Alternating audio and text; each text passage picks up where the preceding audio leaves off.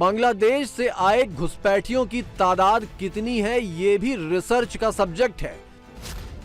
2004 में यूपीए सरकार ने यह आंकड़ा 1.2 करोड़ के आसपास बताया था। 2016 में केंद्रीय मंत्री किरण रिजिजू ने यह आंकड़ा 2 करोड़ के करीब बताया था और बीजेपी नेता दिलीप घोष का दावा है कि भारत में 2 करोड़ बांग्लादेशी हैं, जिनमें से 1 करोड़ तो पश्चिम बंगाल में ही मौजूद हैं।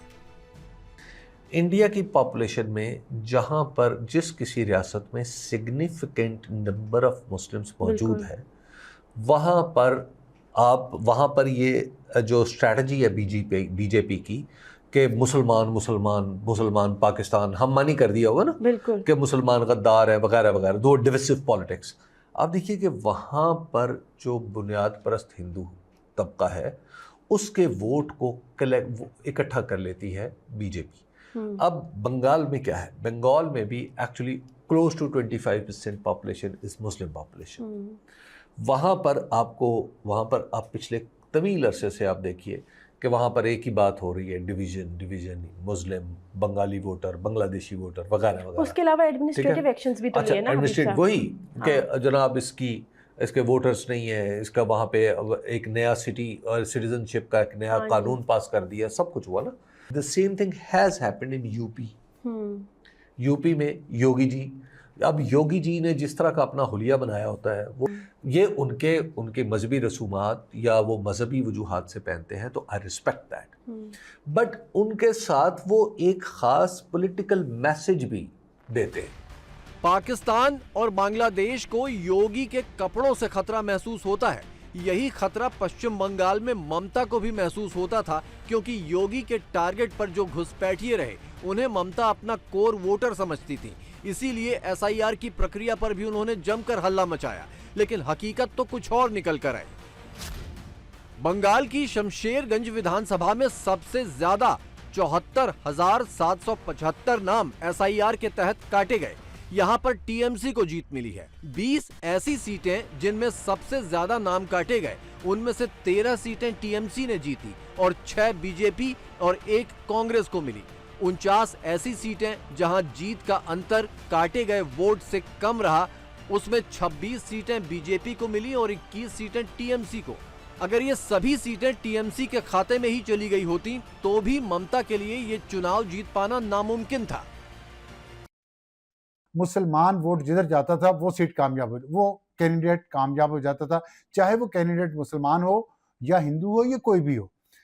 तो इसलिए वेस्ट बंगाल में जितना मुसलमान वोट था, उसने ममता बनर्जी और उनकी जो एलाइज पार्टी थी तृणमूल कांग्रेस, उनको हमेशा सपोर्ट किया और उनको जितवाया। अब इस इलेक्शन में फिर क्या हुआ है ऐसा, अब ये 6% वोटों के फर्क से जो इतना बड़ा सेटबैक मिला है और इतनी बड़ी कामयाबी बीजेपी को मिली है, इसके बाद एक तज्जियों का भूचाल आया हुआ है। इससे आपको अंदाजा होगा कि इंडिया का मुआशरा, सोसाइटी वहाँ की और वहाँ की डेमोक्रेसी अब हिंदुत्व के नजरिए पे चलना शुरू हो गई है। और आप देखें कि जो इलेक्शन है पूरा ये वाला जो हुआ है वेस्ट बंगाल का, ये भारतीय जनता पार्टी और नरेंद्र मोदी साहब ने इस बुनियाद पे लड़ा है कि हिंदू वोट जितना है वो सारे का सारा बीजेपी का है और बीजेपी को जाना चाहिए। आंकड़े साफ साफ बता रहे हैं कि एसआईआर के सिर पर ठीकरा फोड़कर ममता अपनी करारी हार पर पर्दा डालना चाह रही हैं, ताकि किसी भी तरह ये नैरेटिव बन जाए कि बीजेपी ने मुसलमानों का वोट कटवाकर चुनाव जीता। राहुल भी ममता के इस नैरेटिव को जमकर हवा दे रहे हैं कि घुसपैठिए बांग्लादेशी नहीं बल्कि कमल निशान पर जीतकर आए विधायक हैं। भगवा रथ के बंगाल पहुंचने से घबराया पाकिस्तान और बांग्लादेश के कठमुल्ले इस नैरेटिव को हाथों हाथ ले रहे हैं। टारगेट किसको किया गया है? वो टारगेट किया गया मुसलमान वोटर्स को, क्योंकि मुसलमान वोटर्स का वजन जो था वो टीएमसी को जितवाता था। और राहुल गांधी ने कहा है कि ये धांधली की आला तरीन मिसाल है, पूरी दुनिया में ऐसी मिसाल नहीं मिलेगी। राहुल गांधी अपोजिशन लीडर हैं, उन्होंने कहा कि जो मोदी सरकार ने की है, पहले जो बिहार में इलेक्शन हुए थे उसमें भी धांधली का इल्जाम लगाया था इन पे, बीजेपी पे। बांग्लादेश की घबराहट तो गजब है।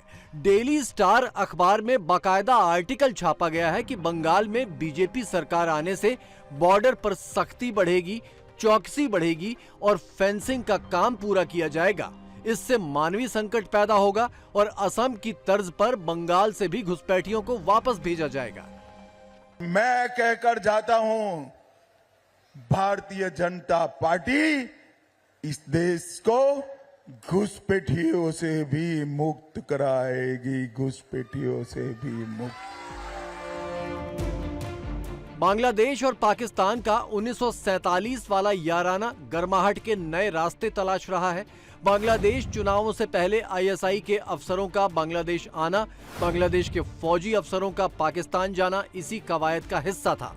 लेकिन बांग्लादेश में तारिक सरकार आने के बाद वहां के कठमुल्ले निराश हो गए थे। अब पड़ोस के बंगाल में बीजेपी सरकार आने से इनकी रही सही उम्मीदों पर भी पानी फिर गया है।